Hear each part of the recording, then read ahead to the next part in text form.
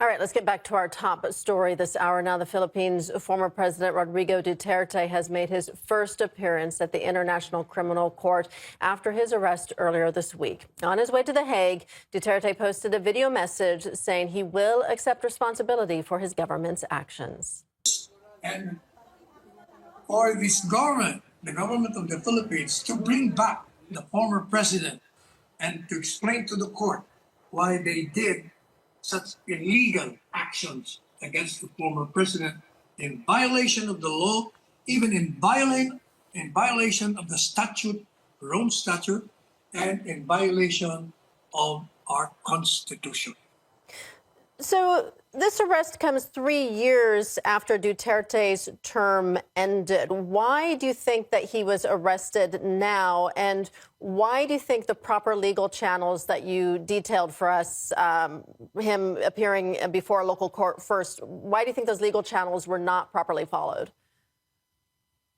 Simple, because the ultimate goal is 2020 presidential elections. The political enemies of the former president want them eliminated. VP Sara, the vice president, the daughter of the former president, is the strongest presidential candidate in 2020. She has to be eliminated. That's why they filed impeachment charges against her.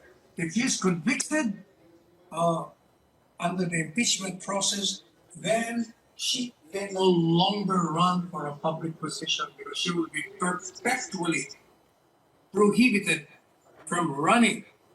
Not only that, they filed criminal charges against her, thinking probably that if impeachment fails, they can always file the criminal charges and jail her and cripple her if she runs for the presidency. Now, former President Duterte has the largest following in the history of this country of millions of followers. He will be supporting the daughter. And so, the political enemies who are now holding power in this country have to eliminate him as well. So for 3 years, they have all the opportunity to file charges in this country before our own courts. It did not. This government did not. And it has to surrender this president to another foreign institution that has no jurisdiction over this country and over the citizens of this country, when it has repeatedly said that that ICC has no jurisdiction. So it's all political. Do you think other officials from Duterte's government could become the next targets of the ICC? Oh, definitely. They have said so. The next target would be a senator now, Senator Ronaldo Bato de la Rosa, and another former PNP chief of the Philippine National Police, General Albayalde. So 2 of them are in the list. And the vice president, Sara Duterte, could come in next because her name was also included in the complaint after there was a break in the unity between President Marcos Jr. and her a few months ago. Duterte called the arrest warrant unjustified because his war on drugs restored peace to the nation. What are your thoughts on that argument that he made?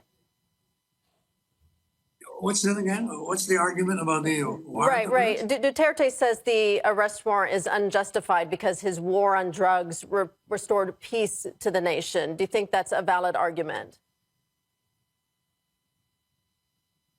That is a valid argument, but that is not why we're saying that the warrant of arrest is unlawful.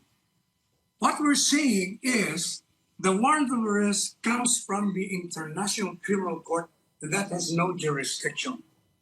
It cannot issue a warrant of arrest and effect it in a country of which it has no jurisdiction. That is what we're saying.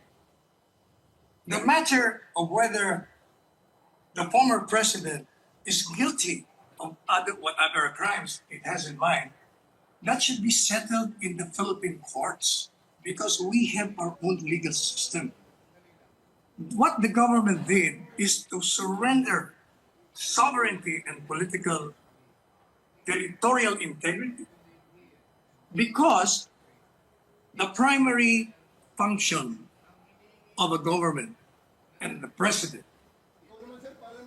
is to serve and to protect the people, protect the rights of the citizens, protect its sovereignty.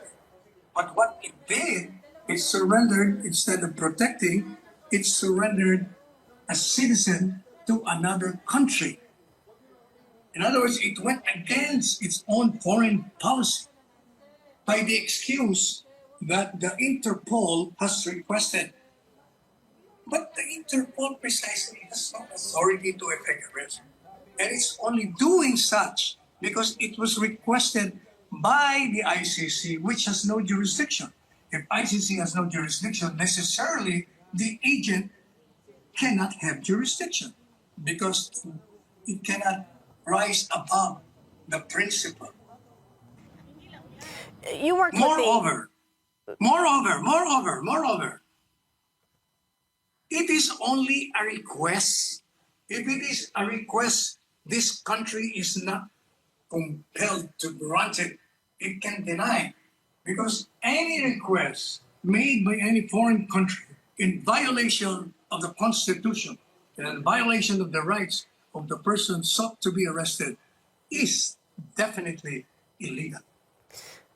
You worked with Duterte for a number of years. How would you assess his 5 years. contribution to stabilizing the situation in Philippines? Oh, when before he assumed the presidency, the illegal drug trafficking was so vast, it has affected a generation. The families have been dysfunctional. Criminality was at its highest rating, and then the economy is so bad, and there was no development in the infrastructure. Many sectors in society were all crying for reforms, and former President Duterte responded to all that. He stopped criminality, reduced it to the barest minimum. People could walk the streets without fear or apprehension. Prior to his assumption, there were rapes, there were robberies, there were violence inflicted to civilians walking on the streets. Prior to his assumption to the presidency, there were factories of illegal drugs being manufactured in this country, being pushed and being sold on the street, and even assisted by crooked policemen. All of this he has stopped. That is why, if you notice, during his 6-year term, he was the only president who received astronomical survey rating consistently from the time he assumed it until the end of his term and until now.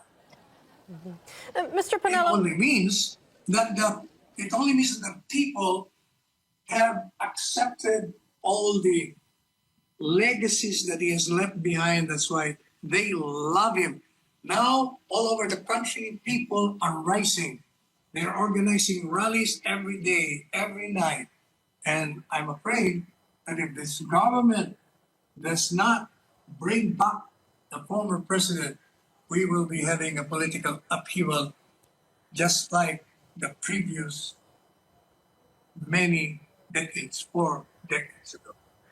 you know, we really haven't seen much of a reaction to this arrest and the response there in the Philippines that you talked about coming from the West. Why do you think that is? Because you would think the arrest of a former head of state and that former head of state being brought to The Hague would be quite significant, and we really haven't had much of a response from the West. Why do you think that is?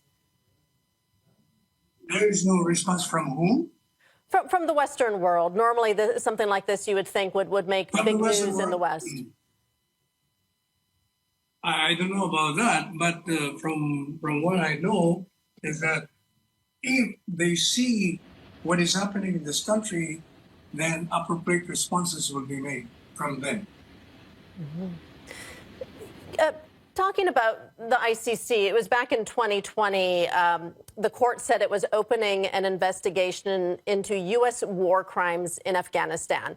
But after President Trump imposed sanctions against the court, that inquiry was stopped.